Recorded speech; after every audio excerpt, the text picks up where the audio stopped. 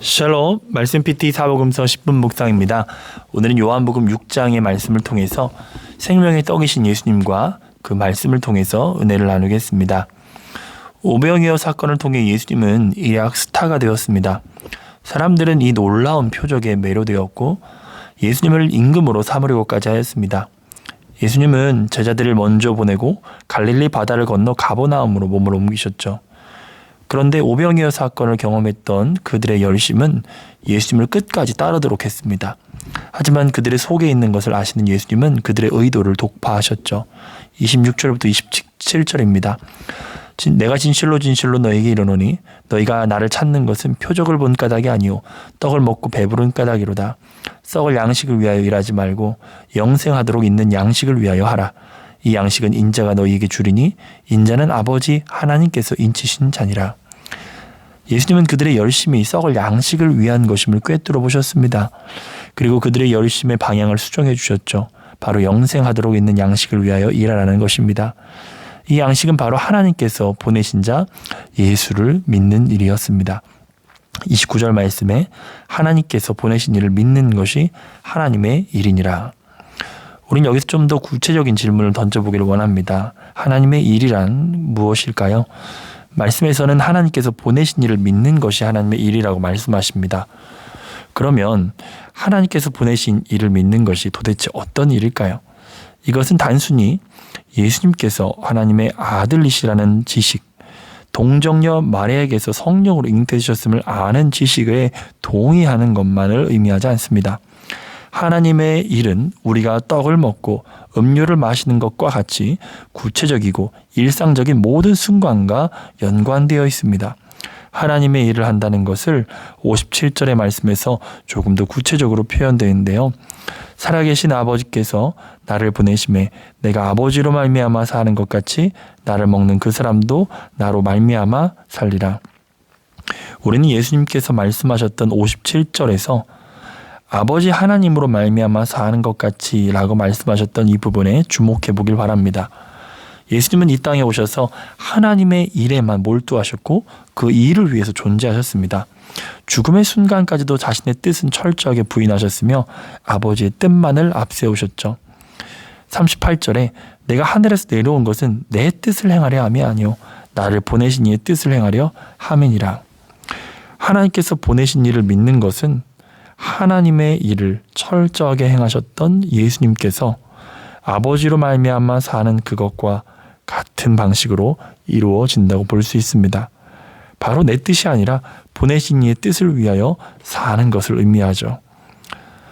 사람들은 이스라엘 백성들에게 내렸던 만나를 자신들에게도 내리는 표적을 보여주면 하나님께서 보내신 이를 믿겠다고 말합니다. 그러나 다른 표적이 필요한 것이 아니라 예수님은 자신이 하나님께서 내리신 생명의 떡이라고 말씀하시죠. 사람들은 이내 수군거리기 시작합니다. 우리가 예수의 부모도 아는데 어찌 하늘에서 당신이 왔다고 하느냐 수군거리기 시작하죠. 그들은 예수님을 보고도 믿지 못하였습니다. 그들 중 대다수는 예수님을 떠나고 다시는 예수와 함께 있지 않았습니다. 예수님은 아버지께서 이끌지 아니하시면 아무도 내게 올 수 없다고 말씀하셨습니다. 또한 믿는 자는 영생을 받는다고도 말씀하셨죠. 이 두 말씀의 의미가 무엇일까요? 44절에 나를 보내신 아버지께서 이끌지 아니하시면 아무도 내게 올 수 없으니 오는 그를 내가 마지막 날에 다시 살리리라. 진실로 진실로 너희에게 이르노니 믿는 자는 영생을 가졌나니. 위 두 구절은 뭔가 서로 맞지 않는 것처럼 느껴집니다. 믿으면 영생을 받는다는 말은 그리스도를 따르는 것은 나의 자발적인 선택이라고 말하고 있는데 아버지께서 이끌지 않으면 올 수 없다고 말씀하시는 것은 수동적인 모습을 보여주고 있습니다.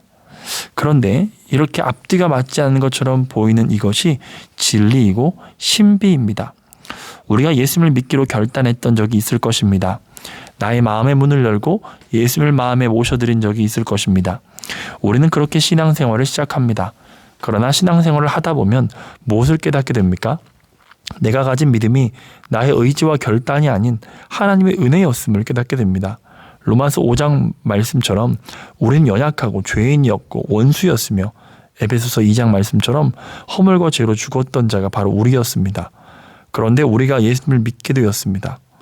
우리가 믿음을 갖게 되면 그것이 우리에게 은혜로 여겨지게 되고, 믿음을 거부하면 그 자체가 그 사람이 택함을 받지 못한 자임을 스스로 드러내는 것입니다.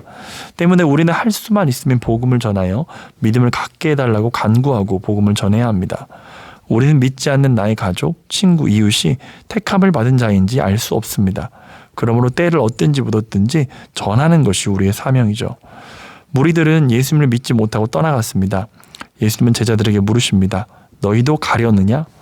이때에 베드로가 이렇게 대답합니다. 주여, 영생의 말씀이 주께 있사오니 우리가 누구에게로 가오리이까? 우리가 주는 하나님의 거룩하신 자인 줄 믿고 알았사옵나이다.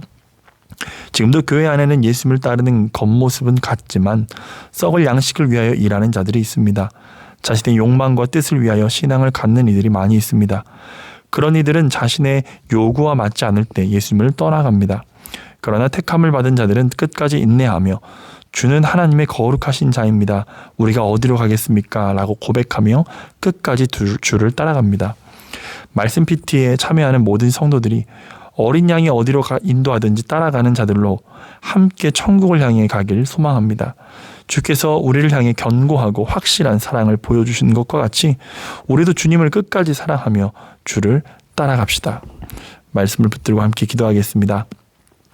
주여, 사람의 일이 아닌 하나님의 일에 우리의 온 관심이 집중되게 하여 주옵소서. 예수님께서 아버지로 말미암아 사는 것처럼 우리도 예수님으로 말미암아 살기를 원합니다. 우리의 믿음은 아버지의 은혜가 없으면 아무것도 아님을 고백합니다. 확실한 은혜로 우리를 붙드시는 아버지께서 우리도 실패하지 않는 사랑으로 악을 미워하고 의로움을 따르며 세상을 사랑하지 않고 끝까지 주를 사랑하게 하여 주옵소서. 예수님의 이름으로 기도합니다. 아멘. 하나님의 일을 위하여, 사람의 일은 생각하지 않고 하나님의 일을 위하여 살아가는 여러분 모두가 되기를 축복합니다. 감사합니다. 사랑합니다.